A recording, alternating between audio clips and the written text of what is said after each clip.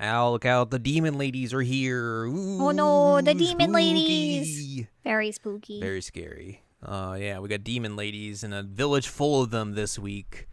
Mm-hmm. As we're back in non-filler stuff for once. That's nice. Yeah, got some canonical material here for a moment. Yeah. Very much for a moment, but Very much for a moment, you're not wrong. Hello, welcome to this week's episode of Jared Now Watch. Inuyasha is episode 133. I'm Jared, joined as always by Doc Allen Ladium. hello. We are discussing season 5, episode 21, or episode 131, entitled Trap of the Cursed Wall Hanging. It's a very spooky wall hanging. Mm-hmm. We kick this episode off, and then there's some women dumping a body into a river, and then there's an old man who's like, ugh, and then he runs into a samurai, and he's like, ugh. Ooh, the guy's got like arrows sticking out his body. Mm-hmm.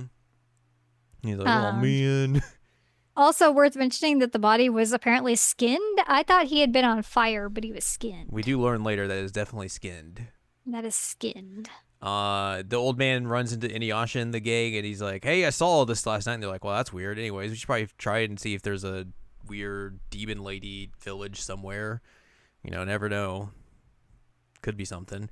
Could be something. Uh, On Sam- Inishikanju? Nope. Okay.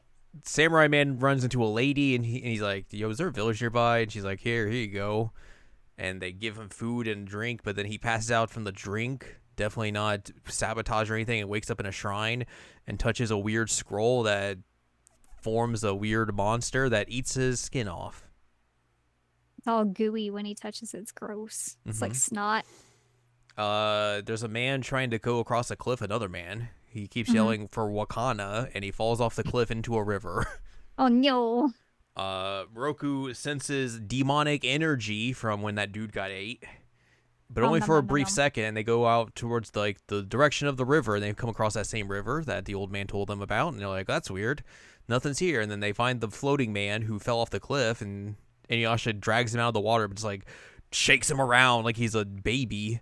And they're like, "Please, come on, You're not supposed to shake babies. There's a take whole thing care of called this child." shaken baby Man. syndrome. Child man. He wakes up and explains to them that he was like, he was about to get married, and then he got sent to war, and then 2 years passed, and he came back home, and his village is destroyed, and he's trying to find his fiance, and he heard about Her name this. is Wakana. Yes, he heard about this village of women, so he's like, maybe she'll be here. And Muraku's like, village of women, you say? Yes. Mm-hmm. Women without husbands, you say? Yeah.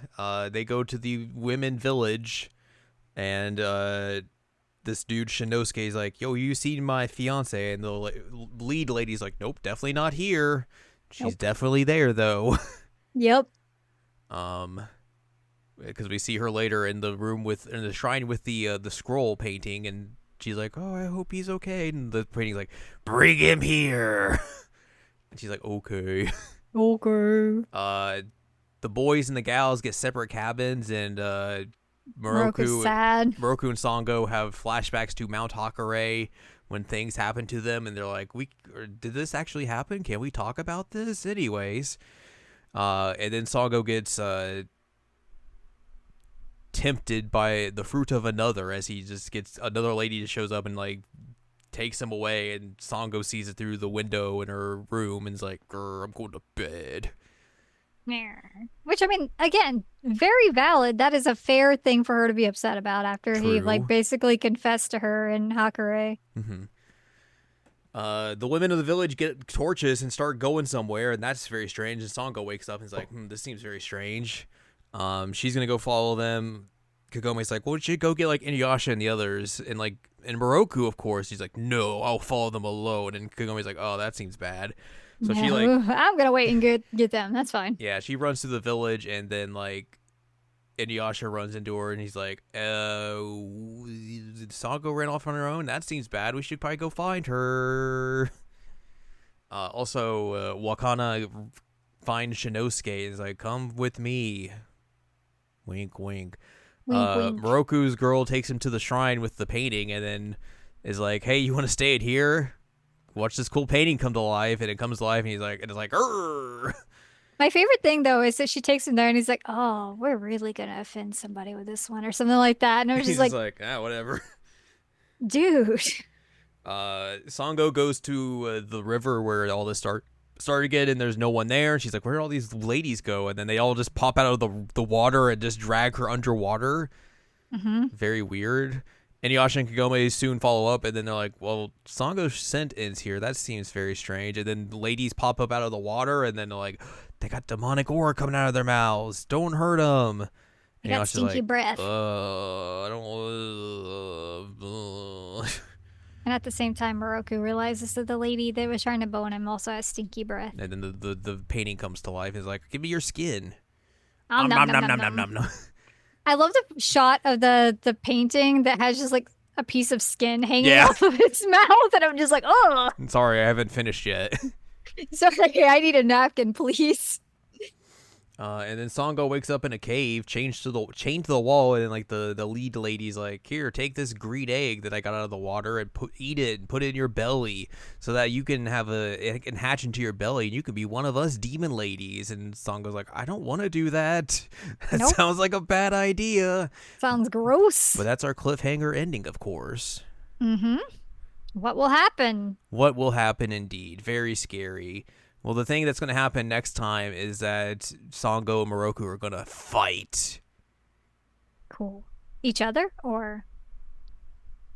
Yes. Okay. Just checking. As we will be next time, we'll be talking about episode 132 entitled Moroku's Most Dangerous Confession. Bum, bum, bum. Bum, bum, bum. Yeah, then after that, we go back into filler. We also have a few more episodes until we watch a movie.